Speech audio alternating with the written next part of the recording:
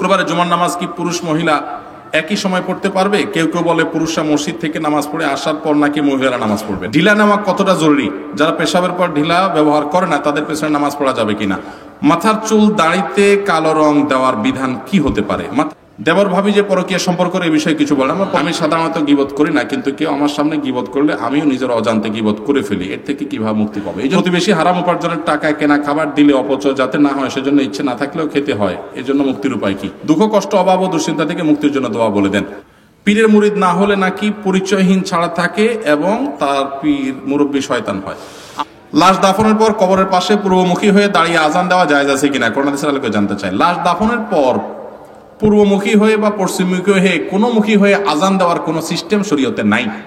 লাশ দাফন করার পর একটা সুন্নত আছে যেটা আমরা 99% মানুষ জানি না। বলবো সেটা, সে আমলটা হলো লাশ দাফন করার পর মাটি দেওয়া শেষ, কবরস্থ করা শেষ, এবার যারা কবর দাফন কাজে শরীক হয়েছেন তারা সবাই কেবলামুখী হয়ে হাত তুলে আল্লাহর কাছে ওই মুর্দার জন্য দোয়া করবেন। এটা সুন্নত। আমরা ওই ভুলভাল জায়গায় হাত তোলা তুলে নিয়ে একা মারামারি করতে পারি, কিন্তু সুন্নত আমরা জানি না অনেকে।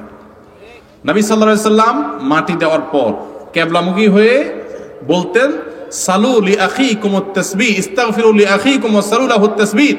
তোমাদের ভাই যাকে দাফন করলা, যে লোকটাকে এখন লাশ দাফন করলা, তার জন্য আল্লাহর কাছে এখন ক্ষমা প্রার্থনা করো আর দোয়া করো সেই যেন এখন মুনকার নাকিরের প্রশ্নের জবাবে ঈমানের উপরে ঠিকঠাক থাকতে পারে। এই জন্য দোয়া করতে হয়, আল্লাহ আমার এই লোকটা যে মারা গেল, যারা দাফন করলাম, ভাই বোন যিনি হন, আল্লাহ এই লোকটা, যে কোনো মুসলিম নারী পুরুষ, আল্লাহ এই লোকটা দুনিয়াতে যেরকম ইমানদার ছিল এখনো যেন প্রশ্নের উত্তরে ইমানের উপরে টিকে থাকতে পারেন, তার ইন্টারভিউ যেন ভালো হয়, সেজন্য ইমানদার থাকতে পারে, আপনি তাকে মাফ করে দেন। এই দোয়া কেবলামুখী হয়ে যার যার মতো ইন্ডিভিজুয়াল ব্যক্তিগতভাবে দোয়া করা সুন্নাত। তো এটা আমরা অনেকে জানি না। শুক্রবারে জুমার নামাজ কি পুরুষ মহিলা একই সময় পড়তে পারবে? কেউ কেউ বলে পুরুষরা মসজিদ থেকে নামাজ পড়ে আসার পর নাকি মহিলারা নামাজ পড়বে। না, এরকম কোনো কথা নাই। আমাদের দেশে অনেক জায়গাতে আমরা মনে করি পুরুষরা মসজিদে জুমা পড়ার আগ পর্যন্ত মহিলারা বাসায় জোহর পড়তে পারবে না। না, ওয়াক্ত হয়ে গেছে, মসজিদে হলে কেউ হলো দেখা দেখি নাই, সাথে সাথেই মহিলারা বাসায় নামাজ পড়তে পারবেন। ওয়াক্ত হলেই নামাজ পড়তে পারবেন, পুরুষদের পরে পড়তে হবে এমন কোনো কথা নেই। ঢিলা নেওয়া কতটা জরুরি? যারা পেশাবের পর ঢিলা ব্যবহার করে না তাদের পেছনে নামাজ পড়া যাবে কিনা? পেশাবের পর পবিত্রতা অর্জন করা ফরজ। পবিত্রতা অর্জন না করলে তার নামাজ হবে না, তার পিছনে নামাজ হবে না। এখন ঢিলা ব্যবহার করা ছাড়া কেউ যদি পানি দিয়ে ভালো করে পরিষ্কার করে ফেলতে পারে তাহলে তার পিছনে নামাজ পড়া যাবে। কিন্তু আমাদের বাংলাদেশে বিশেষ করে আপনার অনেকেই আছি যারা পেশাব, আমাদের দেশে খাদ্যে যে অভ্যাস আছে এই অভ্যাসের কারণে পেশাবের ফোঁটা একসাথে পরিষ্কার হয় না, একটু সময় লাগে। তাহলে সময় নিয়ে ঢিলা ব্যবহার করে, টিস্যু ব্যবহার করে, পানি দিয়ে দুই আপনি পরিষ্কার করবেন। দুইটাই করা সুন্নাত, অর্থাৎ ঢিলাগুলো ব্যবহার করবেন আবার পানি ব্যবহার করবেন। আর যদি দুইটা না করে যে কোনো একটা করে নাপাক দুই করে ফেলেন তাহলে সেক্ষেত্রে শুধু পানি দিয়ে দুই করে ফেলেন, নামাজ হয়ে যাবে। ঢিলা ব্যবহার করলে যে নামাজ হবে না তা না, কিন্তু ঢিলার ব্যবহার করা উত্তম এবং সুন্নাত। মাথার চুল দাড়িতে কালো রং দেওয়ার বিধান কি হতে পারে? মাথার চুল বা দাড়িতে কালো রং ব্যবহার করা জায়েজ নাই। আপনি মেহেদির কালার ব্যবহার করতে পারেন, সাদা চুলকে পরিবর্তন করতে নবী সাল্লাল্লাহু আলাইহি ওয়াসাল্লাম বলেছেন, কিন্তু কালো রং থেকে বেঁচে থাকতে বলেছেন। বিধায় কালো রং করা যাবে না। এটা এক ধরনের প্রতারণা যে আমার চুল কালো বা বয়স কম, এটা বোঝানো। অনেক ইয়াং এর চুল সাদা হয়ে যায়, তাহলে সেক্ষেত্রে হাদিসে যেভাবে আছে যে কালো ছাড়া অন্য যে কোনো কালারে কালার করতে পারেন। দেবর ভাবি যে পরকীয়া সম্পর্কের এই বিষয়ে কিছু বলেন। আমরা পরকীয়া নিয়ে অনেক কথা বলেছি। দেবর ভাবির মধ্যে পরকীয়াটা বেশি কেন হয়? কারণ পর্দাহীনতা। কারণ কি, আমাদের সমাজে কিছু আকাম করার জন্য শয়তান কিছু মাসালা সরবরাহ করছে। শয়তান কিছু মাসালা আমাদেরকে ডেলিভারি দিয়েছে কিছু আকাম করার জন্য। এর ভিতরে একটা হলো বড় ভাবি বড় ভাইয়ের বউ মায়ের মতো, আছে না? শিক্ষক বাবার মতো না? ঢাকা ইউনিভার্সিটির মেয়েরা এখন রাস্তা রাস্তা আন্দোলন করতেছে এক লম্পট টিচারের বিরুদ্ধে। এক লম্পট শিক্ষক অনবরত মেয়েদের চরিত্রহানি করেছে। স্কুলে, কলেজে, ইউনিভার্সিটিগুলোতে ভুরি ভুরি এগুলো ঘটছে। তারপরও আমরা বলি শিক্ষক কিসের মতো? বাবার মতো। আর যারা শিক্ষকও না, দেবর ভাবিও না, এমনি ছেলে মেয়ে, তো বলে যে মনটাকে উদার করা উচিত। এখন স্কুলের বই পুস্তকও পোলাপান্ডে শেখানো হচ্ছে যে কাউকে স্পর্শ করতে কোনো রকম হেজিটেশন থাকা উচিত না। এখন আবার ওই যে ক্লোজ আপ, যারা আমাদেরকে পেস্ট বিক্রি করার নাম দিয়ে আমাদের ইমান হরণ করে নিয়ে যাচ্ছে, এই দুষ্টদের পণ্য কিনবেন না। আল্লাহর জন্য তাদেরকে বয়কট করবেন। দেশি জিনিস কিনবেন, কখনো ইহুদিদের জিনিস কিনবেন না। এদের জিনিস টাকা দিয়ে কিনবেন, বোমা হয়ে ওই ফিলিস্তিনে মুসলমানদের বাচ্চাদের মাথার উপরে পড়বে। অতএব এদের জিনিস টাকা দিয়ে কখনো কিনবেন না, সজ্ঞানে বিপদে না পড়লে খবরদার। দেশীয় আইটেম কিনবেন, দাম বেশি দিয়ে হোক, কোয়ালিটি কম হোক, আমার দেশেরটা আমি কিনবো ইনশাআল্লাহ, ঠিক আছে না? তো এই দুষ্টরা বলে কি, দ্বিধা দূর করে কাছে আসার গল্প শোনাও। আপনারাও দ্বিধা দূর করে জাটা দিয়ে পিটাবেন, বুঝেন নাই? ওরা বলে দ্বিধা দূর করে কাছে আসো, আপনারা বলবেন দ্বিধা দূর করে জুতা পিটা এবং আপনার ঝাড়ুর বাড়ি দাও। এই কালচারকে, এই কালচারের বিরুদ্ধে, এই অপসংস্কৃতিকে, অবৈধ কর্মকাণ্ডকে আল্লাহ আমাদের সমাজকে দূরে রাখার তৌফিক দান করুন। তো দেবর ভাবির মধ্যে শরীয়ত বলছে পর্দা শুধু সবচেয়ে শক্তিশালী পর্দা হতে হবে দেবর ভাবির মধ্যে। অনেক মুরব্বী চাচা আছে এই চাপদাড়ি, মসজিদে এসে সামনের কাতার নামাজ পড়ে মাশাআল্লাহ, কিন্তু ছেলের বউরে বাধ্য করে তার দেবরের জামা ধুয়ে দিতে, আছে না নাই? দেবরের ভাত বাড়ি দিতে বলে। এই পুরুষ জানে না সে নিজে দায়ুস, সে নিজে তার ফ্যামিলিতে পর্দার বিধান লঙ্ঘন করছে, সে জানে না সে গুনার কাজ করছে। মনে রাখবেন, হাদিসে আসছে নবী সাল্লাল্লাহু আলাইহি ওয়াসাল্লাম আল হামওয়াল মউত, তিনি বলেছেন আল হামওয়াল মউত, দেবর এটা তো মৃত্যুর মতো ভয় পাইতে হবে। দুলাভাইরা শালীকে আর ভাবিরা দেবরকে মৃত্যুর মতো ভয় পায়, দূরত্ব বজায় রাখতে হবে, পর্দা মেনটেন করতে হবে, কারণ এখানে অনাচার হয় বেশি। সর্বনাশ হয়ে গেলে এরপরে যা বলবেন হুজুর তাবিজ দেন, ঘটে গেছে, লাভ নাই আর তাবিজ দিয়ে। বুঝতে পারছেন? সাবধান হবেন, বেশি ভালো সাজবেন না। বলো যে শুনেন, আপনাদের মনগুলো এত পচা কেন, আপনারা এত বাজে চিন্তা করেন কেন? আমাদের মনে তো এত খারাপ কিছু নেই, আমরা উদার মন, শিয়ালের মতো। শিয়াল মুরগিরে বলে তোমার মনটা এত ছোট কেন বলো তো, এত সংকীর্ণ মনে কেন তুমি হুজুরদের মতো? তুমি একটু ব্রড উদার হতে পারো না? চলে আসো আমার সাথে জঙ্গলে। এরপরে সময় মতো গাড় মটকায় দেয়, তাই না? তো শিয়ালের মতো অতি উদারতার কথা বলে যারা, এগুলো সবগুলো হলো লম্পট। এরা সবগুলো আমাদের সমাজকে নষ্ট করতে চায়। আর এই নষ্টমি থেকে যদি সমাজকে বাঁচাতে চান, তাহলে আল্লাহর দ্বীনের পথে ফিরে আসার কোনো বিকল্প। বেশি উদার শাস্তি গিয়া এরপরে যখন ছালা আম সব হারায় ফেলবেন, এরপরে এসে বলবেন হুজুর এখন তো বউ তো লিটনের হাত দিয়ে চলে গেছে, লিটনের হাত ধরে চলে গেছে বউ, লাভ হবে না। আল্লাহ আমাদেরকে হেদায়েত ও তৌফিক দান করুন। আমি সাধারণত গীবত করি না, কিন্তু কেউ আমার সামনে গীবত করলে আমিও নিজের অজান্তে গীবত করে ফেলি। এর থেকে কিভাবে মুক্তি পাবো? এই জন্য তো আল্লাহ তাআলা মন্দ বন্ধু, মন্দ পরিষদ ছাড়তে বলছেন, যেখানে থাকলে গুনাহ হবে। এই জন্য যে গীবত করে তার থেকে কি থাকতে হবে? দূরে সারতে হবে। প্রতিবেশী হারাম উপার্জনের টাকায় কেনা খাবার দিলে অপচয় যাতে না হয়, সেজন্য ইচ্ছে না থাকলেও খেতে হয়। এই জন্য মুক্তির উপায় কি? আহারে অপচয় আলাদা মানুষ, এত ভালো চিন্তা মানুষ যে আপনি অপচয় না হয়, আপনি আরেকজনে দিয়ে দেন। মাসালা ঘুরে খাওয়ার জন্য অপচয়ের চিন্তা করলেন? আচ্ছা যাক, হয়তো সুস্থ চিন্তাই করেছেন, সুধারণা করলাম। কেউ যদি হারাম টাকা দিয়ে আপনাকে কিছু কিনে দেয়, সেটা আপনার জন্য খাওয়া জায়েজ নাই। ডেফিনেটলি ফেরত দিয়ে দিবেন বুকের বল থাকলে। আর যদি সেটা না পারেন, তাহলে সেক্ষেত্রে অন্য কাউকে দান করবেন, নিজে ভোগ করবেন না। আর যদি হালাল মিশ্র উপার্জন থাকে, সেখান থেকে দেয়, কোথেকে দিচ্ছেন আপনি জানেন না, তাহলে খেলে জায়েজ হবে, কিন্তু না খাইলে উত্তম। দুঃখ কষ্ট অভাব ও দুশ্চিন্তা থেকে মুক্তির জন্য দোয়া বলে দেন। দুঃখ কষ্ট অভাব এবং দুশ্চিন্তা থেকে মুক্তির জন্য 3টা দোয়ার কথা বলি। এমনি তো আমল আছে বহুত, অন্যান্য করণীয় করবেন, পাশাপাশি 3টা দোয়া। নাম্বার 1, বেশি বেশি দুরুদ পাঠ করবেন। যেই কোনো বিপদ আপদ থেকে মুক্তির জন্য মহৌষধের কাজ করবে দুরুদ পাঠ করা। বড় কোনো বিপদে পড়ছেন, দুরুদ পড়া শুরু করে দেন। আল্লাহুম্মা সাল্লি আলা মুহাম্মাদ ওয়া আলা আলি মুহাম্মাদ কামা সাল্লাইতা আলা ইব্রাহিম ওয়া আলা আলি ইব্রাহিম ইন্নাকা হামিদুম মাজিদ। আল্লাহুম্মা বারিক আলা মুহাম্মাদ ওয়া আলা আলি মুহাম্মাদ কামা বারাকতা আলা ইব্রাহিম ওয়া আলা আলি ইব্রাহিম ইন্নাকা হামিদুম মাজিদ। বেশি দুরুদ পাঠ করেন। দুরুদ পাঠ করে আমার জীবনে এরকম বেশ কয়েকবার ঘটছে যে ওয়ালে পিঠ থেকে গেছে, অর্থাৎ আর পিছে যাওয়ার জায়গা নাই। এরকম বিপদে যে মনে হচ্ছে যে এই বিপদ থেকে উদ্ধারের কোনো পথ আর নাই, অনবরত দুরুদ শুধু মুখের মধ্যে, যতক্ষণ আপনার নিঃশ্বাস প্রশ্বাস নিয়েছি দুরুদ পড়তেছিলাম। এরপর আল্লাহ তাআলা এমন ভাবে সেই সমস্যা দূর করেছেন যে মনে হচ্ছে আসমান থেকে মনে হচ্ছে সাহায্য নাজিল হয়েছে। আলহামদুলিল্লাহ, এরকম একাধিকবার জীবনে দেখেছি। নবী সাল্লাল্লাহু আলাইহি ওয়াসাল্লাম পরিষ্কার ভাবে, খুব বলিষ্ঠভাবে আমাদেরকে বলে গেছেন, দুরুদ শরীফ এটা মানুষের পেরেশানি দূরের মাধ্যম। একইভাবে দ্বিতীয় আমল হলো ইস্তিগফার, আস্তাগফিরুল্লাহ ওয়া আতুবু ইলাইহি। কোনো বিপদ হয়েছে, আস্তাগফিরুল্লাহ ওয়া আতুবু ইলাইহি, আস্তাগফিরুল্লাহ ওয়া আতুবু ইলাইহি। বেশি দুরুদ পাঠ করেন, এই ইস্তিগফার পাঠ করেন। এটাও মানুষের মান লাজিমাল ইস্তিগফার, যে ব্যক্তি ইস্তিগফারকে সবসময় একার আঁকড়ে ধরে সারাক্ষণ পড়তে থাকে, সে ব্যক্তি যে কোনো বিপদ থেকে উদ্ধারের রাস্তা আল্লাহ তাআলা বের করে দেন, আবিষ্কার করে দেন, সারপ্রাইজ তাকে করে দেন, সারপ্রাইজ করে দেন। 3 নম্বর হলো দোয়া ইউনুস, লা ইলাহা ইল্লা আনতা সুবহানাকা ইন্নী কুনতু মিনাজ জালিমিন। ইউনুস আলাইহিস সালামের বিপদ উদ্ধার করেছেন আল্লাহ তাআলা। কোরআনে আল্লাহ বলেছেন ওয়া কাযালিকা নুনজিল মুমিনিন, ইউনুসকে যেভাবে রক্ষা করেছি ইমানদারদেরকে এই দোয়া পড়লে একইভাবে রক্ষা করব। অতএব দুরুদ, ইস্তেগফার, দোয়া ইউনুস, এই তিনটা আমল খুব বেশি করবেন, ইনশাআল্লাহ যে কোনো পেরেশানি থেকে মুক্তি লাভ করবেন। আবার পেরেশানি থেকে মুক্তি লাভের আলাদা দোয়াও আছে। আল্লাহুম্মা ইন্নী আউযু বিকা মিনাল হাম্মি ওয়াল হাযান, আল্লাহ টেনশন পেরেশানি থেকে মুক্তি চাই, দোয়া পানা চাই। ওয়া আউযু বিকা মিনাল আজজি ওয়াল কাসাল, আল্লাহ অক্ষমতা থেকে, অলসতা থেকে আপনার কাছে পানা চাই। এই দোয়া বিশেষ করে পড়বেন এবং সেই সাথে গুনাহ থেকে মুক্ত থাকবেন। দান সাদাকা করলে বিপদ দূর হয়, যদ্দূর পারেন দুধ দান করেন, বিপদ আপদে পড়লে ইনশাআল্লাহ আল্লাহ তাআলা উদ্ধার করবেন। আল্লাহ আমাদের সবাইকে সুখী, সমৃদ্ধ এবং ঈমান আমলের সাথে আমাদের পুরো জীবনকে কাটাবার তৌফিক দান করুন, আমিন। আমাদের মসজিদের খতিব সাহেব হযরত আমিরে মুআবিয়া রাদিয়াল্লাহু তাআলা আনহুকে বলেছেন তিনি নাকি কাফের, নাউজুবিল্লাহ, এবং অকথ্য ভাষায় গালিগালাজ করেন। আরো বলেন হযরত আবু বকর, ওমর ওনারা নাকি ক্ষমতা লোভী ছিলেন। ইন্না লিল্লাহি ওয়া ইন্না ইলাইহি রাজিউন। এরকম যদি কোনো খতিব বলে থাকে তাহলে এই খতিবের পিছনে নামাজ পড়া জায়েজ নাই, ঠিক, এবং কোন অবস্থাতে জায়েজ হবে না। সাহাবা বিদ্বেষ মানুষকে বেঈমান বানায়। সাহাবা বিদ্বেষ খুব ভয়ঙ্কর জিনিস, মনে রাখবেন। নবী করিম সাল্লাল্লাহু আলাইহি সাল্লামের সাহাবীদের সম্পর্কে বলা কথাগুলো অত্যন্ত পরিষ্কার দিনের আলোর মতো, একবার দিনের আলোর মতো। আল্লাহ রাব্বুল আলামিন তাদেরকে মাফ করে দিয়েছেন, রাদিয়াল্লাহু আনহুম ওয়া রাদু আনহু, তাদের প্রতি আল্লাহ সন্তুষ্ট হয়ে গেছেন। আপনি সমালোচনা করার কে? ঠিক।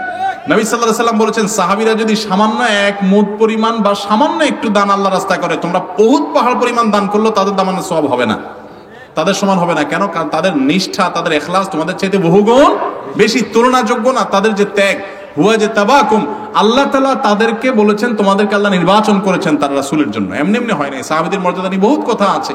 আল্লাহ তাদেরকে কতগুলো সার্টিফিকেট কোরআনে দিয়েছে জানেন? তারা হুম রুকআন সুজদান ইয়াবতাগুনা ফাদলা মিনাল্লাহি ওয়া রিদওয়ানা, তারা আল্লাহর সন্তুষ্টি আশা করে, তারা মুখলিস, তাদের মধ্যে কোনো ধান্দা ছিল না। তাদের মধ্যে যে মত পার্থক্য হয়েছে সেটা বুঝের ভুলের কারণে হয়েছে, দুনিয়ার ধান্দা তাদের মধ্যে ছিল না। তাদের এই চরিত্র নিয়ে সন্দেহ করলে ঈমান নিয়ে টানাটানি দেখা দিবে। এরকমই ওর পিছনে নামাজ পড়াই জায়েজ নেই। পীরের মুরিদ না হলে নাকি পরিচয়হীন ছাড়া থাকে এবং তার পীর মুরব্বী শয়তান হয়। আমাদের দেশে অনেকে মনে করে যার কোনো পীর নাই তার পীর শয়তান। এটা কোনো সঠিক কথা না ভাই, এটা আমাদের নিজেদের মন গড়া কথাবার্তা। একজন মানুষ কোরআন হাদিসের উপরে চলার জন্য আলেমদের সান্নিধ্য, গাইডলাইন দরকার আছে, নেককার মানুষদের সোহবত দরকার আছে। কিন্তু এর মানে এই না যে একজন মানুষ পীর না হলে সে হারাম করেছে বা সে তার মুসলমানই হলো না, তার পীর শয়তান। এগুলো একেবারে বানোয়াট কথা। বরং অনেকে পীর মুরিদি করে জাহান্নামে যায়, আর অনেকের পীর মুরিদিটাই বরং জাহান্নামে যাওয়ার কারণ যে আপনার পীরের হাতে অলৌকিক ক্ষমতা আছে মনে করেন, পীরই জান্নাত জাহান্নামে নেওয়ার মালিক মনে করেন, তাহলে সেক্ষেত্রে সেটা বরং জাহান্নামে যাওয়ার কারণ হতে পারে। আল্লাহ আমাদেরকে শুদ্ধ চিন্তা লালন করার তৌফিক দান করুন। আপনার ধর্মীয় উপদেষ্টা, আপনার ব্যক্তিগত মুরব্বী, আপনার একান্ত পরামর্শক থাকতে পারে, কোরআন হাদিসের আলোকে আপনাকে গাইড করে আপনি সেই গাইড গ্রহণ করবেন। কিন্তু সেই জায়গায় যদি আপনি তাকেই সর্বা বানিয়ে নেন, আল্লাহ নির্দেশের উপরে প্রাধান্য দিয়ে দেন এবং অন্ধভাবে অনুসরণ করেন, মনে রাখেন অন্ধ অনুসরণ আল্লাহ এবং তার রাসূল ছাড়া আর পৃথিবীতে কোনো মানুষের করার সুযোগ, যত বড় হুজুর হোক, যাই বলবো সব মানবো না, যতক্ষণ কোরআন হাদিসের আলোকে বলবো, আমার বুঝে আসলেও মানবো, না হলেও মানবো, আর না হলে মানা যাবে না। আল্লাহ আমাদের সবাইকে আমাদের তৌফিক দান করুন। আমি একজন কলেজের ছাত্র, আমি কোরআন হাদিস ও আব্দুল্লাহ জাহাঙ্গীর স্যারের বই পড়ে আমল করি। এতে সমাজের অনেকে আমাকে ওয়াহাবি আহলে হাদিস বলে গালি দেয় এবং কোরআন হাদিস পড়তে নিষেধ করে, কারণ এসব নাকি আহলে হাদিসের আমল। এখন আমার করণীয় কি? কোরআন হাদিস পড়লে যদি কেউ আহলে হাদিস হয়ে যায় তাহলে সেটাই ভালো। আপনি আহলে হাদিস হয়ে যাবেন কোরআন হাদিস পড়লে, এটা যদি কেউ বলে এটা তার মূর্খতা ছাড়া আর কিছু না। কোরআন হাদিস তো শুধু আহলে হাদিসের কেন, এটা সবার না, এটা মুসলমানদের, শুধু মুসলমানদের না, গোটা বিশ্বের সকল মানুষের জন্য। আল্লাহ কোরআনে বলেছেন হুদাল লিন্নাস, কোরআন পথ দেখাবে সকল মানুষকে, বিশ্ব মানবতাকে। অতএব মুসলমান হোক আর অমুসলমান হোক, কোরআন সবার জন্য গাইড বুক, অর্থাৎ অন্য অমুসলিমরাও যদি হেদায়েত চায় তাহলে কোরআনে সে হেদায়েতের গাইডলাইন বলা আছে। সো এই কোরআন হাদিস এটা আহলে হাদিসদের, আমাদের না বা অন্যদের না, বা অন্যরা এটা ডাইরেক্ট পড়বে না, এটা ভুল কথা। যারা বলছেন তারা হয়তো মনে করেন যে ডাইরেক্ট কোরআন হাদিস পড়লে আপনি ভুলভাল বলবেন টলবেন, এরকম কিছু। কোরআন হাদিস আপনি নিজে নিজে তো আর পড়বেন না, নিশ্চয়ই কোনো আলিম, কোনো উস্তাজ, কারো সহযোগিতা নেবেন। কারণ আপনি কোরআন বোঝার জন্য, হাদিস বোঝার জন্য আপনার একজন পরামর্শক বা একাধিক পরামর্শক বা উস্তাজ, তাদের গাইডেন্স আপনার জন্য খুবই গুরুত্বপূর্ণ, সেটা আপনার মাথায় রাখতে হবে। কিন্তু কোরআন হাদিস আমাদেরকে পড়তেই হবে, কোরআন হাদিস পড়ার কোনো বিকল্প নাই। এক ভাই লিখেছেন, আমার মেয়ে গুরুতর অসুস্থ, তার সুস্থতার জন্য আমাকে একটা আমল বলে দিন এবং আমার মেয়ের জন্য দোয়া করবেন। আমরা সবাই দোয়া করি এই ভাইয়ের মেয়ের জন্য, আল্লাহ রাব্বুল আলামিন তার মেয়েকে পরিপূর্ণ শেফা কামাল আজলা দান করেন। আমরা অনেকেই অসুস্থ বা আমাদের পরিবারের সদস্যরা অসুস্থ, অনেকেই আমরা এটা নিয়ে পেরেশানিতে আসি। আল্লাহ রাব্বুল আলামিন সবার সমস্ত অসুস্থ রোগীদেরকে সুস্থতা দান করেন, সবার সমস্ত পেরেশানিগুলো আল্লাহ রাব্বুল আলামিন দূর করে দেন। আর সেই সাথে আমলের ব্যাপারে বলবো যে কোনো অসুস্থতা, যে কোনো বিপদ আপদে, মুসিবতে সবচেয়ে বড় আমল, সবচেয়ে প্রধান আমল হলো যে আল্লাহ রাব্বুল আলামিনের কাছে দুহাত তুলে, সম্ভব হলে 2 রাকাত নামাজ পড়ে বা যে কোনো নামাজের পর বা সাধারণ সময়েও আল্লাহর কাছে দুহাত তুলে আল্লাহ তাআলার কাছে চোখের পানি ফেলে বা কায়মনোবাক্যে আপনি দোয়া করবেন, আল্লাহ আমার অমুক সন্তান অসুস্থ, আপনি তাকে শেফা দান করেন। মন খুলে দোয়া করবেন। আমরা দোয়ার ব্যাপারে অনেক বেশি কার্পণ্য করি। আমরা হুজুরদের কাছে দোয়া চাই, কিন্তু নিজের দোয়া নিজে অনেকে করি না, করতে জানি না। এই জন্য ভাই, নিজের সন্তানের অসুস্থতার জন্য নিজে আল্লাহর কাছে লম্বা সময় নিয়ে দোয়া করবেন। দোয়া করতে কোনো মায়ের পেঁচালা শব্দ লাগে না। আমরা মনে করি হুজুররা কত মায়ের পেঁচ দিয়া, সুটটুট দিয়া, কবিতা ছন্দ গাইয়া টাইয়া দোয়া করে বোধ হয়। এত কিছু দরকার নাই ভাই। আল্লাহ তাআলা মায়ের পেঁচালা কথা দেখেন না, আল্লাহ দেখেন অন্তরের ব্যথা। আপনি আল্লাহর কাছে আল্লাহর প্রশংসা করে, নবী সাল্লাল্লাহু আলাইহি ওয়াসাল্লাম দুরূদ প্রেরণ করে দুহাত ধরে সাদা মাঠাভাবে বলেন, আল্লাহ আমার মেয়েটাকে সুস্থ করে দেন, আমার কোনো ভুল হলে আমাকে মাফ করে দেন, মেয়েটাকে সুস্থ করে দেন। আল্লাহর কাছে আপনি কায়মনোবাক্যে দোয়া করেন, এটা হবে সবচেয়ে বড় আমল। এর পাশাপাশি স্পেশালি যে কোনো বিপদ আপদ বা কঠিন সময়ে ইস্তেগফার এবং দুরূদ এবং দোয়া ইউনুস হলো লা ইলাহা ইল্লা আনতা সুবহানাকা ইন্নী কুনতু মিনাজ জালিমিন, আর দুরূদ ইব্রাহিম আল্লাহুম্মা সাল্লি আলা মুহাম্মদ ওয়া আলা আলি মুহাম্মদ, বা যে কোনো দুরূদ। আর ইস্তেগফার আস্তাগফিরুল্লাহ আল্লাযী লা ইলাহা ইল্লা হুয়াল হাইয়ুল কাইয়্যুম ওয়া আতুবু ইলাইহি, অথবা আল্লাহুম্মা আনতা রাব্বি লা ইলাহা ইল্লা আনতা, অথবা শুধু আস্তাগফিরুল্লাহ। এই ইস্তেগফার বেশি বেশি করে পড়বেন। তাহলে দুরূদ, ইস্তেগফার, দোয়া ইউনুস, এই তিনটা কন্টিনিউয়াসলি পড়বেন আর আল্লাহর কাছে দুহাত তুলে দোয়া করবেন। ইনশাআল্লাহ আল্লাহ তাআলা শিফা দান করবেন। বিশেষ করে অসুস্থতা হলে, অসুস্থতা থেকে আরোগ্য লাভের জন্য, ব্যথা হলে, জ্বর হলে তার জন্য দোয়া আছে আলাদা। এছাড়া অন্য কোনো অসুস্থতা হলে জেনারেল সাধারণ দোয়া আল্লাহ তাআলার কাছে করবেন। আমরা দোয়া করি আবারও আল্লাহ তাআলা আমাদের ভাইয়ের মেয়েকে পরিপূর্ণ শিফা দান করেন। পুলিশের চাকরি করে একজন নবী বিদ্বেষী জঘন্য উক্তি করেছে, এদের সম্পর্কে ইসলাম কি বলে? প্রিয় নবী সাল্লাল্লাহু আলাইহি সাল্লাম সম্পর্কে যদি কেউ কটূক্তি করে, নোংরা কোনো কথা বলে, ইসলামের বিচার, ইসলামের দণ্ডবিধিতে, ইসলামের আইনে এইরকম ব্যক্তি যদি তওবা করে ফিরে আসে, তাকে তওবার সুযোগ দেওয়ার কথা বলা আছে। যদি সে তওবা না করে, তাহলে সর্বোচ্চ চরম শাস্তি তাকে দেওয়ার নির্দেশ ইসলাম দিয়েছে। মৃত্যুদণ্ডের কথা ইসলাম দিয়ে বলেছে, এবং এরপরে পৃথিবীর কোনো আলেমের কোনো ভিন্ন মত নেই। এটা হল ইসলামিক বিচার ব্যবস্থা থাকলে ইসলাম বিচারিকভাবে তার এই মৃত্যুদণ্ড কার্যকর করবার নির্দেশ দান করে। জনগণ, এদেশের বেশিরভাগ মানুষই ধার্মিক, ধর্মপ্রাণ। এদেশে মানুষের অনেক, আমরা মানুষের আমাদের ভুল ভাবটি আছে, কিন্তু ধর্মপ্রাণ, ধর্মের বিষয়ে এদেশের মানুষের আন্তরিকতা, আবেগের ঘাটতি নাই। জ্ঞানের ঘাটতি থাকতে পারে। আমরা অনেক ক্ষেত্রে ধার্মিকতা হয়তো আমাদের আছে, কিন্তু অনেক ক্ষেত্রে ত্রুটিও আছে। আমরা দুইটাকে একসাথে চলতে চাই, না বুঝে না জেনে, সেরকম অনেক ঝামেলা বা ত্রুটির জায়গা আমাদের থাকতে পারে। কিন্তু এদেশের মানুষের মধ্যে ধার্মিকতা আছে বা ধর্মপ্রাণ দেশের মানুষ। ধর্মপ্রাণ জনগণের ট্যাক্সের টাকায় চাকরি করবে একজন মানুষ, আর সেই ধর্মপ্রাণ জনগণের অনুভূতিতে আঘাত করবে, এটা কোনোভাবে কোনো যুক্তিতে মেনে নেওয়া যায় না। যে পুলিশ অফিসারের ব্যাপারে কথা উঠেছে, আমি দেখেছি তার অনেকগুলো মন্তব্য, যদি অনেক আগে করেছেন তিনি এই মন্তব্যগুলো, কিন্তু তিনি এখনো সোশ্যাল মিডিয়াতে অ্যাক্টিভ আছেন। তিনি তার এই মন্তব্যগুলো প্রত্যাহার করেছেন। এরকম কোনো বক্তব্য, এরকম কোনো লেখনই নাই যে তিনি ভুল স্বীকার করেছেন, তার অবস্থান থেকে ফিরে এসেছেন, তিনি স্পষ্ট ঘোষণা দিয়েছেন, এরকম কোনো কথা নেই।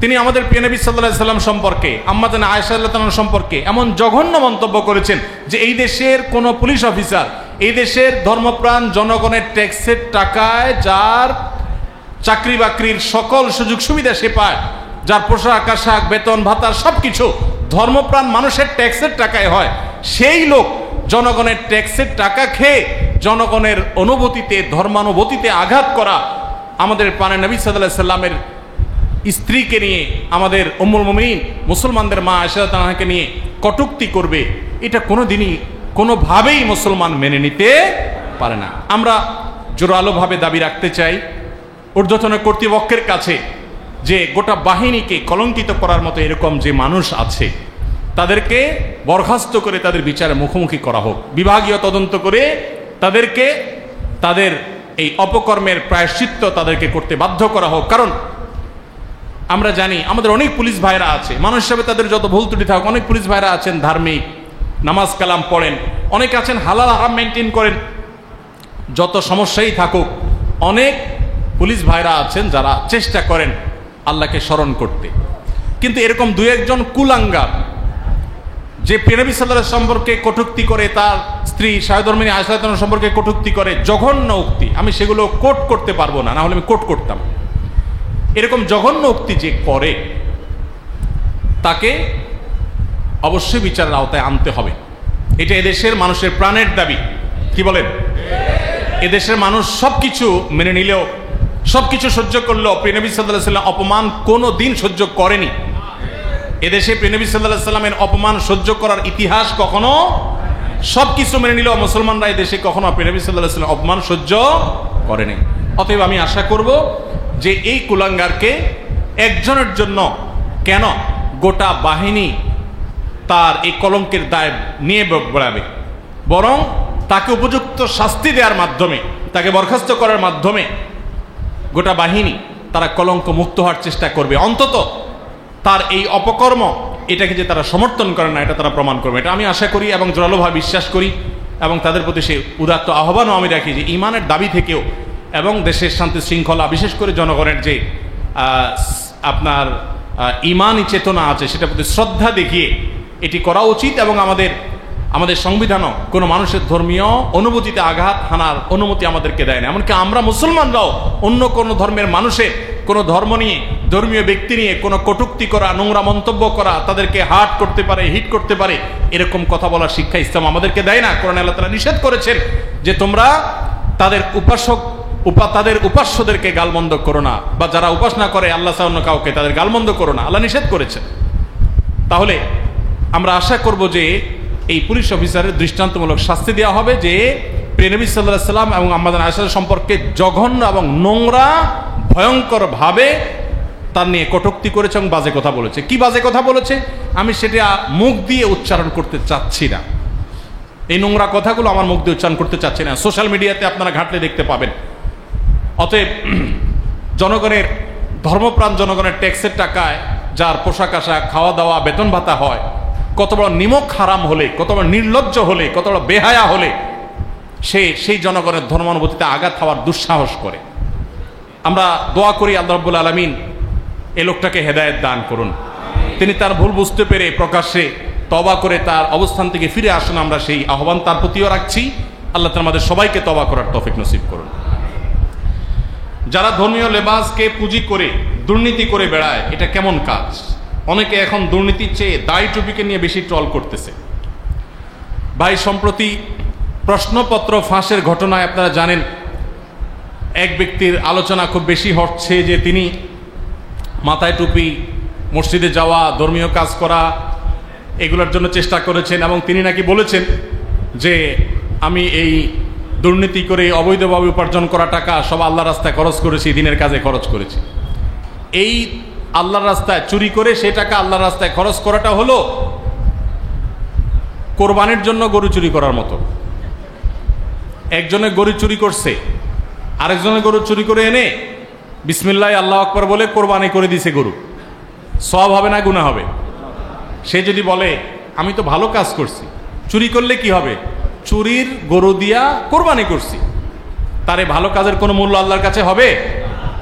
গাছের গোড়া কেটে আগায় পানি ঢাললে যেরকম কোনো লাভ হবে না, ঠিক একইভাবে দুর্নীতি করে অবৈধভাবে সম্পদ উপার্জন করে কিছু দান সাদকা করে দিলে আল্লাহ সন্তুষ্টি সেরকম অর্জন হবে না। আপনি মানুষের চোখে ধুলি দিতে পারেন।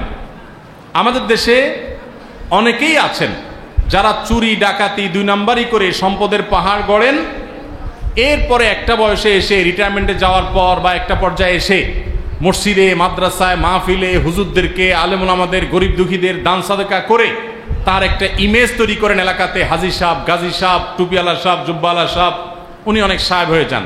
কিন্তু এই সাহেব মূলত জনগণের টাকার চোর, সম্পদ লুণ্ঠনকারী, অবৈধ উপার্জনকারী, দুর্নীতিবাজ। কিন্তু তিনি তার একটা ফেস মানুষের সামনে তুলে ধরেন, তিনি দানবীর।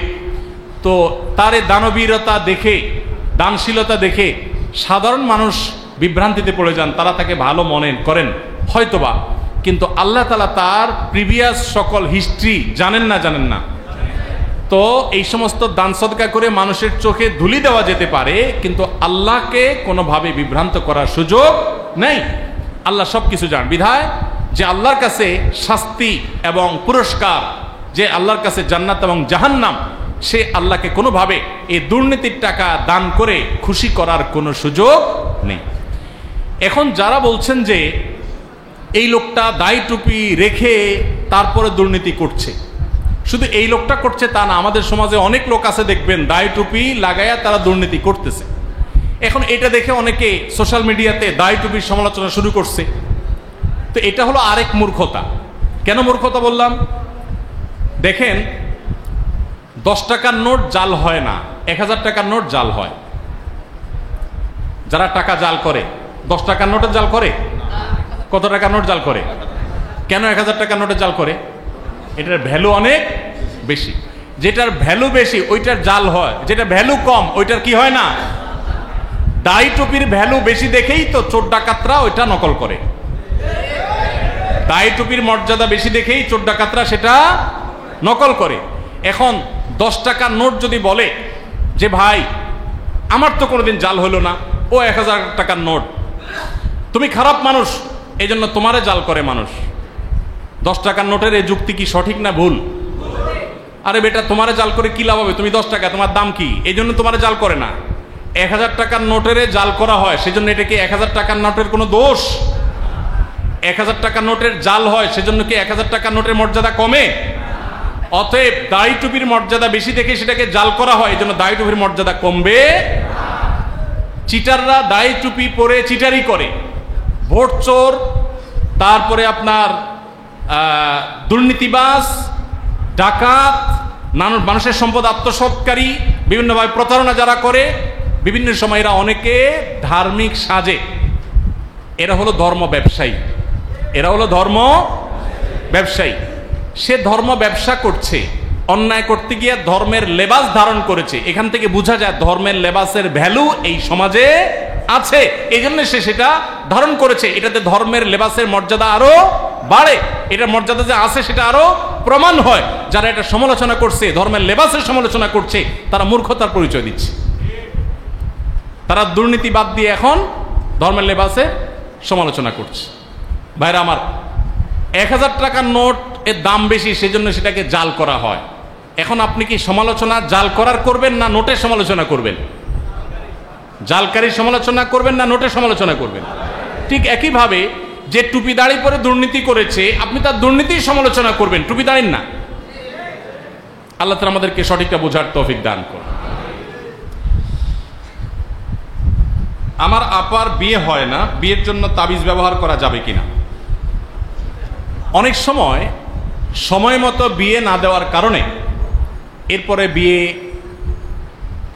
ব্যাটে বলে আর হয় না, উপযুক্ত ছেলে মিলানো যায় না। বিশেষ করে একটা সমস্যা আমি দেখতে পাচ্ছি ইদানিং, অনেক ছেলের বাবারা এসে আমার পরিচিত যারা, তারা বলে যে ভাই একটা মেয়ে দেখেন। তো আরেকটা মেয়ের বাবার সাথে পরিচয় আছে, ওই মেয়ের সিভি যদি দেই, দেখে বলে বয়স তো বেশি, আমার ছেলের সাথে ম্যাচ করে না। কদিন আগে একজন আমার অফিসে আসছেন, 2-3টা সিভি দিলাম বেচারাকে, যতগুলাই দিলাম, বলতেছে ভাই আমার ছেলের চাইতে মেয়ের বয়স আরো বেশি, আপনি কি দিলেন এটা? তো আমি চিন্তা করলাম এবং লক্ষ্য করলাম যে শুধু ছেলের বাবারা ছেলেদেরকে বিয়ে দিতে দেরি করছে তা না, মেয়ের বাবারাও দেখা যাচ্ছে সমাজে তারা মেয়েদেরকে বিয়ে দেরিতে দিচ্ছে। মনে রাখবেন, পশ্চিমারা তাদের দোসর এনজিওগুলো, আমি কোনোটার নাম নিচ্ছি না, এবং সেই সমস্ত এনজিওগুলো দ্বারা প্রভাবিত সরকারি বিভিন্ন সংস্থা নানাভাবে আপনাদেরকে প্ররোচিত করবে বিবাহকে বিলম্ব করার ক্ষেত্রে। আর আপনারা তখনই বুঝবেন বিবাহ দ্রুত করানোর মধ্যেই আপনার পার্থিব অপার্থিব সব রকমের কল্যাণ নিহিত আছে। অতএব মেয়ের বাবা আর ছেলের বাবা যেই হন না কেন, সন্তান বিয়ের উপযুক্ত হওয়ার পর যদি বিয়ে না দেন, সন্তান বিয়ের উপযুক্ত হওয়ার পর যদি বিয়ে না দেন, আর সন্তান যদি তলে তলে নানা রকমের পাপাচারে অপরাধে লিপ্ত হয়, তার চরিত্র নষ্ট হয়, তো সন্তান তো পাপিষ্ট হবেই। আপনি অভিভাবক, প্যারেন্টস হিসাবে আল্লাহর কাছে আপনিও দায়ী থাকবেন। সময় মতো বিয়ে দেওয়া হয় না। আপনি ডাক্তারখানায় চলে যান, হসপিটালগুলোতে চলে যান, দেখবেন বন্ধাত্বের পরিমাণ এত বাড়ছে বাংলাদেশে, ঘরে ঘরে বন্ধা, সন্তান হয় না। এর অন্য সব কারণের মধ্যে একটা কারণ এটাও লেট ম্যারেজ, অনেক দেরি করে বিয়ে দেওয়া হয়। দাম্পত্য জীবনে যে শান্তি নেই আমাদের সমাজে, কলহ প্রচন্ড রকমের বেড়ে গেছে, রেশিওগুলো অনেক বেশি।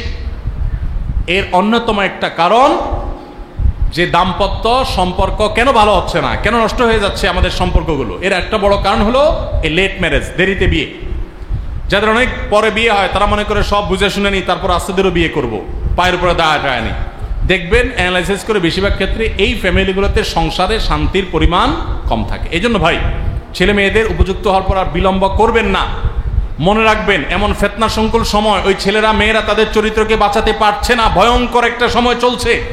বিধায় এই সব পরিস্থিতিতে তাদের চরিত্র রক্ষার একমাত্র সমাধান হলো তাদেরকে দ্রুত ছেলেদেরকে কাজে লাগান, মেয়েদেরকে উপযুক্ত হওয়ার পর ছেলে মেয়ে উভয়কে বিয়ের উদ্যোগ নেন। এটার কোনো বিকল্প পথ আর নেই। আল্লাহ আমাদেরকে বুঝার তৌফিক দান করুন। যে সমস্ত দেশে মানুষদেরকে আমরা উন্নত মনে করি, তারা আমাদের থেকে অনেক দিক থেকে উন্নতও বটে, কিন্তু এই একটা জায়গায় তারা আমাদের থেকে পিছিয়ে আছে। তাদের পারিবারিক ব্যবস্থাপনা ভয়ঙ্কর একটা জায়গায় চলে গেছে। বিধায় ছেলে মেয়েদেরকে বিয়ের উপযুক্ত হওয়ার পর আল্লাহর ওয়াস্তে আর বিলম্ব করবেন না, দ্রুততার সাথে বিয়ে দিবেন এবং ইতিবাচকভাবে দেখবেন, এবং এর সুফল আপনি নিজেই পাবেন। আর দেরি করবেন, আপনি নিজে এক সময় বিপদে পড়বেন। এরপর এসে বলবেন, হুজুর একটা তাবিজ দেন। এই যে কাগজ লিখছে না যে বোনের বিয়ে হচ্ছে না, তাবিজ দেওয়া যাবে কিনা। যাই হোক, এবার মূল প্রশ্ন উত্তরে আসি। নবী করিম সাল্লাল্লাহু আলাইহি ওয়াসাল্লাম কখনো তাবিজ ব্যবহার করেন নাই, তাবিজ কারোর কাছ থেকে নেন নাই, কোনো সাহাবীদের দিয়ে লেখা তাবিজ ব্যবহার করেন নাই, কাউকে দেন নাই। তাবিজ এটা নবী করিম সাল্লাল্লাহু আলাইহি ওয়াসাল্লামের প্রেসক্রিপশনের আইটেম না। নবী করিম সাল্লাল্লাহু আলাইহি ওয়াসাল্লামের প্রেসক্রিপশনের আইটেম হলো ঝাড়ফুঁক, পানি পড়া, তেল পড়া, শরীরে ফু দেওয়া, আল্লাহর কাছে দোয়া করা, এগুলো নবী সাল্লাল্লাহু আলাইহি ওয়াসাল্লামের প্রেসক্রিপশনে ছিল। কোনো তাবিজ দেখে ঝুলানো, এটা নবী সাল্লাল্লাহু আলাইহি ওয়াসাল্লাম কখনো আমল করেন নাই। এটা যে নবী সাল্লাল্লাহু আলাইহি ওয়াসাল্লামের সুন্নাহ না, এই ব্যাপারে কোনো সন্দেহ নাই। বিধায় প্রয়োজনে রুকিয়া করতে পারেন। অনেক সময় দেখা যায় বিয়ে বন্ধ করার জন্য, বিয়ে না হওয়ার জন্য সেহের করা হয়, অতএব সেগুলো কাটাবার জন্য রুকিয়া করতে পারেন, ঝাড়ফুঁক করতে পারেন। শরঈ ঝাড়ফুঁক, রুকিয়া শরঈয়া সোশ্যাল মিডিয়াতে খুঁজলে পাবেন। মুহররম মাসে নারীদের স্পেশাল কোনো আমল আছে কিনা জানলে উপকৃত হতাম। মুহররম মাসে পুরুষদের জন্য যে আমলগুলো আছে, আমাদের মা বোনদের জন্য একই আমল আছে, মা বোনদের জন্য আলাদা কোনো আমল নাই। মুহররম মাসের সবচেয়ে গুরুত্বপূর্ণ আমল হলো বেশি বেশি রোজা রাখা। বেশি বেশি কি রাখা? রোজা রাখা। নবী করিম সাল্লাল্লাহু আলাইহি সাল্লাম বলেছেন, আফদালুস সিয়ামি বা'দা রমাদান শাহরুল্লাহিল মুহররম। আল্লাহর কাছে রমজানের পরে নফল রোজার জন্য সবচেয়ে আদর্শ এবং শ্রেষ্ঠ মাস হলো মুহররম মাস। এই জন্য ভাই, মুহররম মাসে বেশি বেশি নফল রোজা রাখার চেষ্টা করতে হবে। বেশি বেশি তো দূরের কথা, অনেকে একটাও রাখতে পারেন না, অন্তত 2-4টা হলেও রাখার চেষ্টা করবো ইনশাআল্লাহ। মুহররম মাস কিন্তু শুরু হয়ে গেছে, মুহররম মাস আরম্ভ হয়ে গেছে। আমরা এখন মুহররম মাসের মধ্যে আছি। সম্মানিত মাসের মধ্যে সম্মানিত 4টা মাস আছে, এর ভিতরে সবচেয়ে শ্রেষ্ঠ হলো এই মুহররম মাস, বছরের প্রথম মাস, হিজরি বর্ষের। অতএব এই মাসের প্রধান আমল হলো বেশি বেশি নফল রোজা রাখা। দ্বিতীয় আমল হলো মুহররমের 10 তারিখ আশুরা, এই আশুরা উপলক্ষে 2টা রোজা রাখা। 9 আর 10 রাখলে বেশি উত্তম, আর না হলে 10 আর 11 এই 2টা রোজা রাখা নারী পুরুষ সকলের জন্য সুন্নাহ। নারীরা যদি মাসিক অবস্থায় না থাকেন তারা রাখবেন না, মাসিক অবস্থা না থাকলে তারা রাখবেন না। তাদের নিয়ত থাকলে আল্লাহ তাআলা তাদেরকে এমনিতেই সওয়াব দিবেন ইনশাআল্লাহ। তাহলে মুহররম মাসে আমল হলো বেশি রোজা রাখা, বিশেষ করে আশুরা রোজা রাখা। এর বাইরে মুহররম উপলক্ষে স্পেশাল কোনো আমল নাই যে এই মাসের জন্য আলাদা করে এটা করণীয় আছে। আমাদের অঞ্চলে কাদিয়ানীয় খ্রিস্টানদের প্রভাব বেশি এবং তাদের কার্যক্রম চলে, এ ব্যাপারে আমাদের করণীয় কি? আপনাদের করণীয় হলো ওলামা একরাম এবং সাধারণ শিক্ষিত ভাইয়েরা সবাই কাঁধে কাঁধ মিলিয়ে প্রতিটা ঘরে ঘরে, প্রতিটা মহল্লায় মহল্লায় কোরআন এবং সুন্নাহর দাওয়াত পৌঁছানো, প্রত্যেকটা মানুষকে মসজিদমুখী করা, পুরুষদেরকে মহিলাদেরকে দ্বীনি চেতনা তৈরি করা, তাদের তালিমের হালাকা চালু করা, দ্বীনি চেতনা তৈরি করা ইমাম সাহেবদের দায়িত্ব। এই এলাকাগুলো গোমরাহি দ্বারা যদি ভরে যায়, মানুষ যদি বিভ্রান্তির পথে চলে যায়, মানুষ যদি পথ হারা হয়, ঈমান হারা হয়, মনে রাখবেন এলাকার ওলামা একরাম আপনাদের দায় সবচেয়ে বেশি, ইমাম সাহেবদের দায় সবচেয়ে বেশি। আপনার মসজিদ এরিয়াতে যত মানুষ আছে সবার কাছে আপনার দাওয়াত পৌঁছাইতে হবে। শুধু মসজিদে জুমার খুতবা দিয়ে দিলেন, চাকরি রক্ষা করলেন, নামাজে নামাজ পড়াই দিলেন আর দায়মুক্ত হলেন, খবরদার, এটা যথেষ্ট না। আপনি প্রত্যেকটা দোকানদারকে, প্রতিটা বাড়িওয়ালাকে, প্রতিটা গাড়িওয়ালাকে, প্রতিটা রিক্সাওয়ালাকে আপনি দাওয়াত দিবেন ইসলামের। ইসলামকে এটা বুঝাবেন, ষড়যন্ত্র কি চলছে সেটা বুঝাবেন। সামান্য কিছু টাকার কাছে যেন ইমান বিক্রি না করে।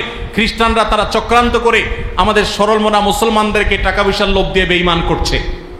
কায়দানিরা তারা বিভিন্ন সুযোগ সুবিধার অফার দিয়ে আমাদের সরল মনা মুসলমানদেরকে বেঈমান করছে। মুসলমানকে শিক্ষা দিতে হবে যে পৃথিবীর সমস্ত সম্পদের বিনিময়ে তোমার ইমান বিক্রি করা এটা তোমার সাজে না। এই ইমানের চেতনা যদি আমরা তৈরি করতে পারি, দাওয়াতের কাজ যদি বাড়াতে পারি, তালিমের কাজ যদি বাড়াতে পারি, ইনশাআল্লাহ শয়তানদের শয়তানি চক্রগুলো থেমে যাবে। আমাদের কাঁধে কাঁধ মিলিয়ে যাওয়াতে হবে। সকল মতপার্থক্য ভুলে গিয়ে, আমরা জানি এই অঞ্চলে আপনারা নানা রকম ইখতিলাফের মধ্যে ডুবে আছেন। আপনি মুসলমান ভাই, আহলুস সুন্নাত ওয়াল জামাত ভাই, কাঁধে কাঁধ মিলান। সে যে চিন্তার হোক, যে মতাদর্শের হোক, আপনার সাথে হাজার ইখতিলাফ থাকুক, ইসলামের দাওয়াতের কাজে আপনি তার সাথে কাঁধে কাঁধ মিলিয়ে কাজ করেন আর বিরুদ্ধাচরণকারীদের বিরুদ্ধে দাঁড়ান, না হলে এলাকাকে বাঁচাতে পারবেন না। আল্লাহ আপনাদেরকে সেরকম শক্তি এবং সামর্থ্য দান করুন। আশুরার করণীয় বর্জনীয় সম্পর্কে জানতে চাই। 10ই মুহররমকে আশুরা বলা হয়। 10ই মুহররমকে কি বলা হয়? আশুরা। মুহররমের 10 তারিখ এটি কোরআন এবং হাদিসের দৃষ্টিকোণ থেকে খুবই গুরুত্বপূর্ণ এবং তাৎপর্যপূর্ণ একটা দিন। সারা বছরের ফজিলত এবং মর্যাদাপূর্ণ কয়েকটা দিনের একটা হলো আশুরা। মুহররমের 10 তারিখ বা 10ম দিনটি এটি তাৎপর্যপূর্ণ হওয়ার কারণ হলো এই দিনে আল্লাহ রাব্বুল আলামিন পৃথিবীর ইতিহাসে বহু নবী রাসূলকে অন্যায় এবং বাতিলের বিরুদ্ধে বিজয় দিয়েছেন। অনেক বড় বড় ঘটনা এই দিনে ঘটেছে এবং কিয়ামতের আগে আরো ঘটবে। এই দিনের সবচেয়ে বড় ঘটনা যেটি ঘটেছে বা সবচেয়ে বড় আলোচিত ঘটনা হাদিসে, সেটি হলো এই দিনে আল্লাহ নবী মূসা আলাইহিস সালামকে আল্লাহ তাআলা ফেরাউনের বাহিনীর বিরুদ্ধে বিজয় দিয়েছেন। মূসা আলাইহিস সালাম এবং ঈমানদারদের বিজয়ের দিন এটি। আশুরার 10 তারিখ বা মুহররমের 10 তারিখ বা আশুরা, এটি হলো বিজয়ের দিন মূসা আলাইহিস সালামের এবং বনী ইসরাইলের। ফেরাউন তাদেরকে ধাওয়া করেছে, আল্লাহ তাআলা তাদের জন্য নীল নদে আল্লাহ তাআলা তাদের জন্য নদীর উপরে রাস্তা করে দিয়েছেন। সেই রাস্তা তারা পার হয়ে গেছেন অলৌকিকভাবে। আর ফেরাউন তার বাহিনী সহ তাদের অনুসরণ করতে গিয়ে মাঝ নদীর দিকে নিমজ্জিত হয়েছে। এখনো ফেরাউনের লাশ মিশরের পিরামিডে আছে। আল্লাহ বলেছেন, ওয়াকাযালিকা নুনাজ্জিকা লিবাদানিকা লিতাকুনা লিমান খালফাকা আয়া। তোমার দেহকে, হে ফেরাউন, তুমি যে অহংকারী ছিলে, তোমার দেহকে কিয়ামত পর্যন্ত আমি রেখে দিব, নষ্ট হতে দিব না, যাতে পরবর্তী প্রজন্মের কাছে তুমি শিক্ষার বিষয় হও, তোমাকে দেখে শিক্ষা নিতে পারে যে আল্লাহ দ্রোহীদের শাস্তি কি হয়, যত বড় পাওয়ারফুলি হোক না কেন। তো যাই হোক, সেই আশুরা হলো মুহররমের এই 10 তারিখ। সেই আশুরা, এটার সাথে মূসা আলাইহিস সালামের বিজয় জড়িত, ফেরাউনের পরাজয় জড়িত, হক এবং বাতিলের দ্বন্দ্বের মধ্যে চূড়ান্ত এবং শেষ বিজয় হকের হয়, সেই শিক্ষা আশুরা আমাদেরকে দেয়। আশুরা উপলক্ষে আমাদের করণীয় হলো 2টা রোজা রাখা। সবচেয়ে উত্তম হয় 9 এবং 10 রাখা। কেন উত্তম? কারণ নবী করিম সাল্লাল্লাহু আলাইহি সাল্লাম যে বছর ওয়াফাত হয়েছে তিনি বলেছেন, যদি আমি আগামী বছর বেঁচে থাকি লা আসুমান্নাত তাসিআ ওয়াল আশির, তাহলে আমি 9 এবং 10 জিলহজের এই 2 দিন রোজা রাখবো। এই জন্য 9 তারিখ আর 10 তারিখ রোজা রাখা উত্তম। আর যদি 9-10 তারিখ রাখতে না পারেন তাহলে 10 আর 11 রাখবেন। 2টা রোজা রাখা উত্তম। ইহুদিরা শুধু একটা রোজা রাখে। নবী সাল্লাল্লাহু আলাইহি সাল্লাম আমাদের রোজাকে তাদের থেকে স্বতন্ত্র করবার জন্য, তাদের থেকে পৃথক করবার জন্য 2টা রোজার নির্দেশ দিয়েছেন। এই জন্য আশুরা উপলক্ষে 2টা রোজা রাখা সুন্নাত। সময় যেহেতু কম, বাকি প্রশ্ন উত্তর আমরা না দেই নাকি? আর 5 মিনিট আছে। 10 মিনিট আমরা সুন্নতের জন্য দিব। যাদের ওযু নাই তারা ওযু করে ফেলেন, ওযুর জন্য কোনো সময় দেওয়া হবে না। আজান হয়ে গেছে, আমরা সরাসরি সুন্নত পড়ে নামাজ শুরু করবো ইনশাআল্লাহ বিইজনিল্লাহ। সমকামিতা তো জেনার মতোই অপরাধ। কত মানুষই তো জেনা করে। আমার প্রশ্ন হলো, সম্প্রতি আলেম ওলামাদেরকে সমকামিতা নিয়ে অনেক বেশি কথা বলতে শোনা যায়। আলেম ওলামা কেরাম সমকামিতা নিয়ে এত আলোচনা কেন করছেন? জেনার অপরাধ তো আমাদের সমাজে তার চেয়ে বেশি আছে। খুবই সুন্দর এবং দরকারি একটা প্রশ্ন ভাই। সমকামিতা নিয়ে ওলামা একরাম অনেক বেশি অরিড, অনেক বেশি দুশ্চিন্তায় আছেন। আমাদের তরুণ প্রজন্মকে তাদের কাছে নানাভাবে সমকামিতার অপরাধ সম্পর্কে ভুল ধারণা দেওয়ার অপচেষ্টা করছে কিছু এনজিও এবং তাদের কিছু দোসরেরা। আমাদের শিক্ষা কারিকুলামে, পাঠ্যপুস্তকে, বিভিন্ন বিষয়ে আপনারা জানেন সমকামিতাকে বিভিন্নভাবে জেন্ডার ডাইভার্সিটির মতো শব্দ, মার পেচালা শব্দ এগুলো দিয়ে সমকামিতাকে সমাজে স্বাভাবিক করার চেষ্টা চলছে। জেন্ডার ডাইভার্সিটি মানে জেন্ডার বৈচিত্র্য না? জেন্ডার বৈচিত্র্য আবার কি? আল্লাহ তাআলা কোরআনে বলেছেন মানুষকে আল্লাহ নারী এবং পুরুষ করে সৃষ্টি করেছেন। এর বাইরে যারা হিজড়া আছেন, এই মানুষগুলোকে আল্লাহ রাব্বুল আলামিন বলতে পারেন যে তারা জেন্ডার প্রতিবন্ধী বা লিঙ্গ প্রতিবন্ধী। তারা এই লিঙ্গ প্রতিবন্ধকতা তাদের মধ্যে আছে, এর মানে এই না যে তারা আলাদা কোনো জেন্ডারের অধিকারী। কিন্তু যারা জেন্ডার ডাইভার্সিটি কথা বলেন তারা মূলত ছেলে ছেলে মেয়ে মেয়ে ছেলে মেয়ে এরকম বিভিন্নভাবে যৌন সম্পর্ক করার বিষয়টাকে রাইট বা অধিকারের নাম দিয়া মুখরোচক কথা বলে ওই নোংরামিটাকে সমাজে প্রতিষ্ঠা করার চেষ্টা করছে। এখন প্রশ্ন হলো, আপনি যেটা প্রশ্ন করেছেন, সমাজে জেনার পরিমাণ তো অনেক বেশি সমকামিতার চাইতে, তাহলে জেনা নিয়ে আপনারা এত কথা বলেন না, সমকামিতা নিয়ে এত কথা কেন বলেন? খুব দরকারি একটা প্রশ্ন, এটার উত্তরটা খুব মনোযোগ দিয়ে শোনেন। একজন মানুষ জেনায় লিপ্ত হন, তিনি জেনা করেন, কিন্তু তার মধ্যে অপরাধ বোধ আছে, তিনি জানেন কাজটা অপরাধ, অন্যায়, জেনা করে ফেলেন মনের খাহেশের কারণে, কিন্তু পরক্ষণে তার মধ্যে বোধোদয় হয়, তার মধ্যে খারাপ লাগায় কাজ করে, নিজেকে নিজে ভৎসনা করেন যে আমি খারাপ কাজে লিপ্ত। এই লোকটা মুসলমান না কাফের? মুসলমান। সে জেনায় লিপ্ত থাকার পরও যদি সে জানে কাজটা অন্যায়, আমার কাজটা করা ঠিক হচ্ছে না, তাহলে এই লোকটা বেঈমান হয় না। অপরাধ করলেও সে অপরাধী, কিন্তু বেঈমান না, আল্লাহর প্রতি অবিশ্বাস তার নাই, এই জন্য সে মুসলমান। সাধারণত জেনা যারা করে তারা জেনা লিপ্ত হলেও তারা জানে এটা অপরাধ, বেশিরভাগ মানুষই এরকম, যার কারণে এটার ব্যাপকতা থাকলেও এটার ভয়াবহতা তত জঘন্য না। এর বিপরীতে সমকামিতার ব্যাপারে অনেকে আছেন নিজে সমকামিতা করেন না, নিজে সমকামে লিপ্ত হন না, বা তিনি সমকামী নন, কিন্তু তিনি যদি মনে করেন যে সমকামিতা এটা মানুষের রাইট, এটা কারোর অধিকার, এটা দোষের কিছু না, কেউ চাইলে সমকামিতা করতেই পারে, তার ব্যাপার, এরকম সমকামিতাকে যদি কেউ মনে করে দোষের কিছু না, এটা মানুষের করতে চাইলে করতে পারা উচিত, এটা যদি কেউ মনে করে, তাহলে সে কিন্তু নিজে সমকামিতা করছে না, কিন্তু আরেকজনের করাটাকে সে সমর্থন করছে, তাহলে এই লোকটা কি? কাফের। এই মূলনীতি জানা আছে তো আপনাদের? শরীয়তের কোনো হারাম কাজ যদি কেউ করে হারাম জেনে, সে কাফের হয় না, আর কোনো হারাম কাজকে যদি হারাম মনে না করে, তাহলে সে কি হয়? কাফের হয়। এই বিষয়টাকে আরো সহজ করে বোঝাবার জন্য আমি একটা উপমা দিই। আমাদের রাষ্ট্রের যে সংবিধান, বাংলাদেশ রাষ্ট্রের যে সংবিধান, একজন এই সংবিধানকে মানে, রাষ্ট্রকে মানে, রাষ্ট্রের অস্তিত্বকে সে স্বীকার করে, সংবিধানকে সে মানে, আইনের প্রতি সে শ্রদ্ধা দেখায়, বিচারের প্রতি সে আস্থা রাখে, কিন্তু সে চুরি করেছে, একটা অন্যায় করেছে, অপরাধে লিপ্ত হয়েছে, সংবিধান বিরোধী কোনো কাজ করেছে, এই লোকটার বিচার হবে একভাবে, তার শাস্তি হবে একটা সময়, তার মুক্তিও হতে পারে, সাজা ভোগ করার পর সে এক সময় ছাড়া পেতে পারে, আবার সে সাজা নাও পেতে পারে। কিন্তু একটা লোক কোনো অপরাধ করে নাই, রাষ্ট্রের সংবিধানের একটা বিধানেরও পরিপন্থী কোনো কাজ করে নাই, কোনো অন্যায় সে করে নাই, কোনো অবৈধ কাজ সে করে নাই, কিন্তু সে রাষ্ট্রের অস্তিত্বকে অস্বীকার করেছে বা সংবিধানকে সে মানে না, এই লোকটাকে কি বলা হবে? রাষ্ট্রদ্রোহী। ব্যাপারটা কি বুঝতে পারছেন? পার্থক্যটাকে বোঝা যাচ্ছে? রাষ্ট্রদ্রোহী যে সে হয়তো রাষ্ট্রের সংবিধান বা আইনের পরিপন্থী একটা কাজও করে নাই, কিন্তু শুধুমাত্র সে রাষ্ট্র বা সংবিধান এটাকে সে অস্বীকার করলো, বা সংবিধানের বা রাষ্ট্রের কিছুকে সে মানল না, এই লোক রাষ্ট্রদ্রোহী হওয়ার কারণে এর অপরাধের মাত্রা কি ওই সাধারণ অপরাধীর মতো না অনেক বেশি? অনেক বেশি মনে করা হয় না? ঠিক একইভাবে একজন মানুষ সমকামিতা লিপ্ত নিজে হয় না, কিন্তু সমকামিতাকে রাইট মনে করে, তাহলে এই লোক কাফের, এই লোক আল্লাহদ্রোহী, এই লোক বেঈমান। সারা পৃথিবীর কোনো আলেমের ক্ষেত্রে ভিন্ন মত নাই, সব আলেমরা একমত। আরেকজন জেনা লিপ্ত হন, অন্যায় লিপ্ত হন, কিন্তু তিনি সেই ব্যাপারে তার মধ্যে অপরাধ বোধ আছে, এই লোক কাফের হবে না। আমার কথা কি বুঝতে পারছেন? এই জন্য ভাইরা, সমকামিতাকে রাইট হিসাবে প্রতিষ্ঠা করার জন্য যারা কাজ করছেন, তারা এদেশে কাফেরের চাষ করার চেষ্টায় লিপ্ত। তারা কাফেরের চাষ করতে চায় দেশে, মুসলমান সন্তান নিজের অজান্তে কাফের হয়ে যাবে, সেই পলিসিতে তারা বের হয়েছে।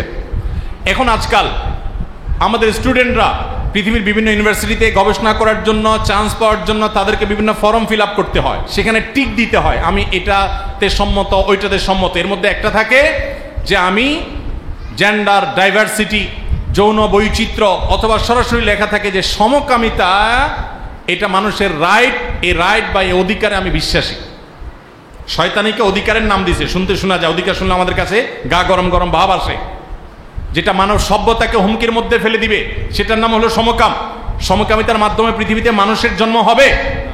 সমকামিতার মাধ্যমে পৃথিবীতে মানুষের জন্ম হওয়া সম্ভব? গোটা পৃথিবীর অস্তিত্ব হুমকির মধ্যে পড়বে যদি সমকামিতার উপরে পৃথিবী উঠে যায়। আজকে পশ্চিমা দুনিয়া তাকায় দেখেন, ছেলে মেয়ে হচ্ছে না, বাচ্চা কাচ্চা হচ্ছে না। সে তো সমস্ত দেশের সরকাররা বাচ্চা কাচ্চা হলে পুরস্কার দেয়, প্রণোদনা দেয়, ভাতা দেয়, একটা বেশি দুইটা হলে আরো বাড়ায় দেয়, তারপরে কেউ বাচ্চা কাচ্চা নিচ্ছে না। ঘরে ঘরে যৌন অপরাধ বেড়ে চলেছে। সমকামিতা যে সমাজে বাড়বে সেই সমাজে মানুষের সংকট তৈরি হবে। ইসলাম এই জন্য এটাকে ভয়াবহ অপরাধ হিসাবে উল্লেখ করেছে। এমনকি জেনার যে শাস্তি, জেনা যদি বিবাহিত মানুষ জেনা লিপ্ত হয় তার তো মৃত্যুদণ্ড, আর সমকামিতাকে লিপ্ত হলে বিবাহিত হোক আর অবিবাহিত হোক সাহাবা ইকরাম অনেকে তাকে সাধারণ না অত্যন্ত নির্মমভাবে মৃত্যুদণ্ডের বিধান দিয়েছে। ইসলামে সে বিধান রয়েছে। এই জন্য ভাই এটা খুব ভয়াবহ ব্যাপার।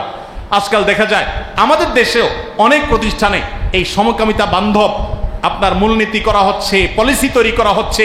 বিশেষ করে একটা এনজিও তারা এটার নেতৃত্বে আছে সারা দেশে সমস্ত প্রতিষ্ঠানগুলোতে, সরকারি প্রতিষ্ঠানগুলোতে তারা পুশ করতেছে, বুঝে না বুঝে এই জেন্ডার ডাইভার্সিটির নামে, যৌন বৈচিত্র্যের নামে আমাদের তরুণ প্রজন্মকে, এমনকি শিশুদেরকে তাদেরকে সমকামী বানানো হচ্ছে। আপনারা জেনে অবাক হবেন, বাচ্চাদের খেলনার ক্ষেত্রে আপনারা জানেন মেয়ে বাচ্চারা পুতুল নিয়ে খেলতে, হাড়ি পাতিল নিয়ে খেলতে পছন্দ করে, তাদের প্রকৃতিগত সৃষ্টিগত টান ওইটার দিকে।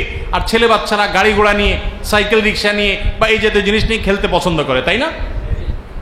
আপনারা অনেকে খেয়াল করেছেন হয়তোবা যে এক শ্রেণীর এনজিও আছে, তারা এই খেলনার ক্ষেত্রে 3 থেকে 5 বছরের বাচ্চাদেরকে টার্গেট করে তাদের খেলনার ক্ষেত্রে এমনভাবে এটাকে কম্বাইন করে দিচ্ছে যে ছেলে বাচ্চা সে হাড়ি পাতিল নিয়ে খেলা করবে আর মেয়ে বাচ্চা সে গাড়ি নিয়ে খেলা করবে, এবং দুইটা নিয়ে দুজন খেলা করবে। অর্থাৎ এক্ষেত্রে ওই যে যৌন যে পার্থক্য আছে বা আপনার জেন্ডারগত যে পার্থক্য আছে, পার্থক্যটা রাখতে চায় না।